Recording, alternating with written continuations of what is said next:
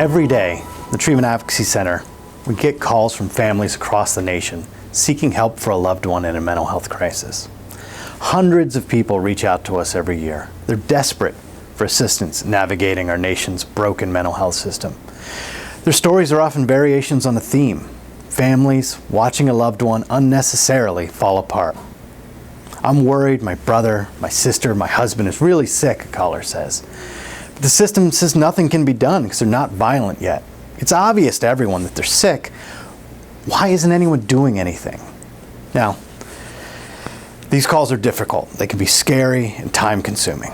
But I know how important they are because I was once a Treatment Advocacy Center help call. And that help call changed the course of my life.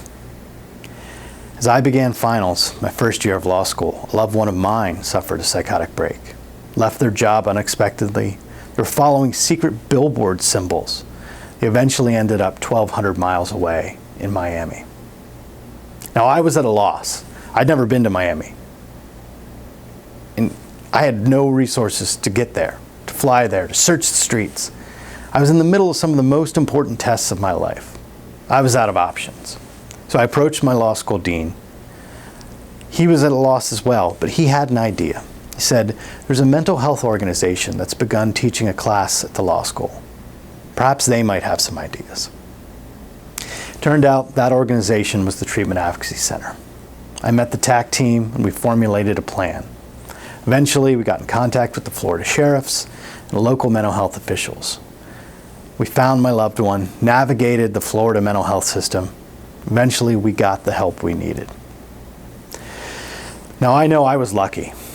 With TAC's assistance, our crisis had a positive ending.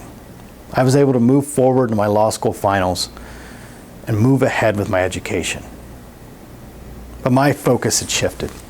For the first time, I realized that not only were there others who recognized how broken our mental health system was, but there were people actually doing something about it. I had to be a part of it. And so, I began interning for the Treatment Advocacy Center. Eventually, I took a position there after I passed the bar. In that role, I saw firsthand how outdated laws and policies were hurting the people that needed the help the most, and the people who loved them. I saw our treatment system fail to provide beds and resources and forced law enforcement in our jails to pick up the slack. Eventually, I left the Treatment Advocacy Center and I became the head of the state advocacy shop for Habitat for Humanity International. There I had the opportunity to help shape the nation's response to the foreclosure crisis, and I built on the skills that I learned at TAC. But my heart was always in mental health. And so I jumped at the opportunity to return to the Treatment Advocacy Center as executive director. Now I have the privilege to guide this organization during one of the most important times in mental health. Now our work has expanded, but I've never forgotten how I first encountered the organization and what that assistance meant for me and my family. Now the Treatment Advocacy Center is many things, but first and foremost, it's people who care about helping those with the most severe mental illnesses. Whether we're changing a law, providing technical assistance, or explaining the treatment system, that passion fuels everything we do. And I know the impact TAC can have.